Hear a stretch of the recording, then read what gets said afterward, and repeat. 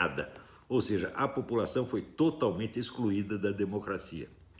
No entanto, essa democracia ela tinha a seu favor a estabilidade, ela funcionava, ela tinha eleições e parecia que estava tudo normal, vamos dizer, de um certo ponto para cima. Aqui embaixo estava tudo, né, todo mundo oprimido, sem ter meios de expressar a sua opinião, mas lá em cima estava muito bem, era a democracia deles.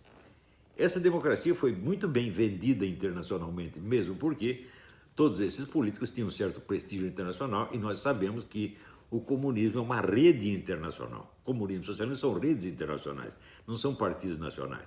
Todos eles estão ligados, têm conexões com o mundo inteiro e têm o apoio das grandes megafortunas, né? Os bancos, o pessoal do Bilderberg, né? George Soros, Zuckerberg, toda essa gente.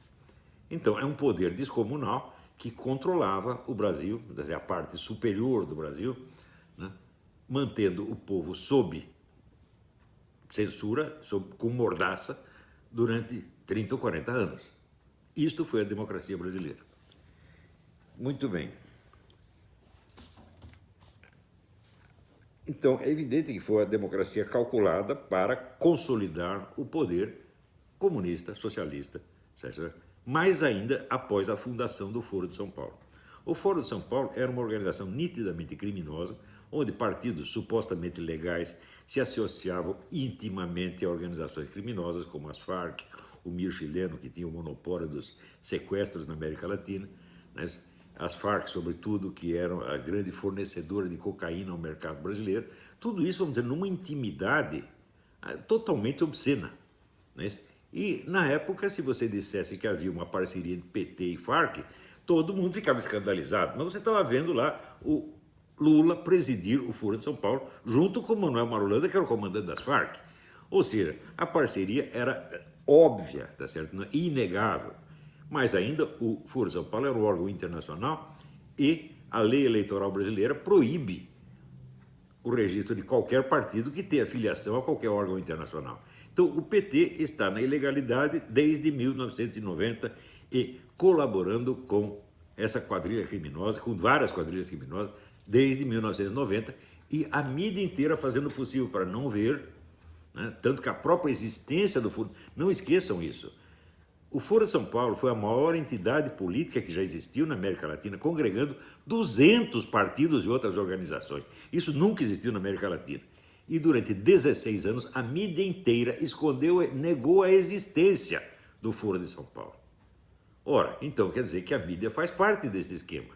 A mídia inteira, inteira. Claro que sempre tem um ou outro que não concorda, mas tem que ficar quietinho, porque a maioria da redação o oprime e não deixa falar. Tá certo? Então, veja, uma coisa que eu recomendo para vocês entenderem tudo que aconteceu e está acontecendo na América Latina e no Brasil é isso aqui.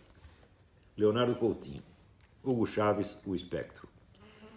Isso aqui mostra, baseado só em documentos oficiais do começo até o fim, o envolvimento do governo da Venezuela no tempo do Hugo Chávez e agora, narcotráfico, terrorismo no mundo inteiro. Por que a Venezuela foi para o buraco? Por que acabou a economia venezuelana? Porque o Hugo Chávez, que se elegeu prometendo restaurar a economia, destruiu tudo, financiando o terrorismo e narcotráfico no mundo inteiro, com a ajuda do seu Lula e do PT. Então, esta gente está envolvida numa rede criminosa de tamanho descomunal. Tanto que condenaram o Lula por causa de um sítio ou de um apartamento é ridículo, né? Isso aí é a mesma coisa que você condenar o Stalin porque o Stalin peidou, você tá entendendo?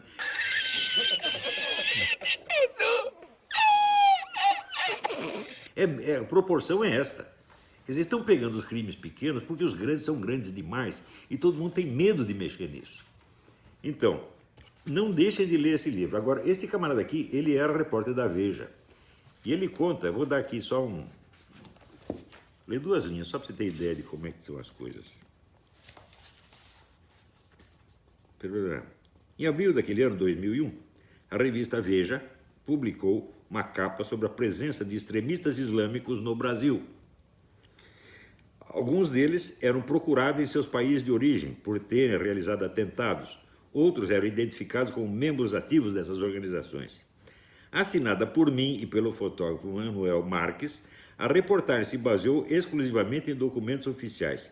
Coube-nos localizá-los e mostrá-los no seu novo habitat. O trabalho provocou dois efeitos.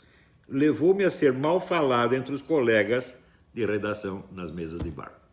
Esse é um dos efeitos. O outro não interessa. Veja, a classe jornalística é 100% cúmplice desta coisa. São todos criminosos, gente, não estou brincando. Então, se você ainda tem um pingo de confiança em Folha de São Paulo, Globo, Estadão, Veja, você está sendo simplesmente enganado, porque faz parte do esquema para manter no poder PT e PSDB contra a vontade expressa da maioria da população. E para dar a essas organizações os meios de cometer todos os crimes que desejem, sem jamais ser punidos. E esses crimes não é assim, uma compra ilegal de um apartamento ou de um sítio. Não, esses crimes são terrorismo e narcotráfico. Essa gente está matando milhões de pessoas no Brasil. São genocidas, todos eles. E é esse esquema que está defendendo esses partidos, com a cumplicidade, inclusive, de pessoas que se dizem conservadoras. Tudo isso está dentro de um maior esquema criminoso que já existiu no continente. Quando fala esquema criminoso, não é assim, propina, não é dinheirinho que escorregou daqui para lá. Não, gente, é genocídio, é morticínio, é genocídio, é terrorismo. Gente, acordem, vocês não é uma disputa política, não é uma disputa eleitoral, tá certo? É uma disputa contra o banditismo organizado, contra criminosos, psicopatas, gente sem escrúpulo de espécie alguma, incluindo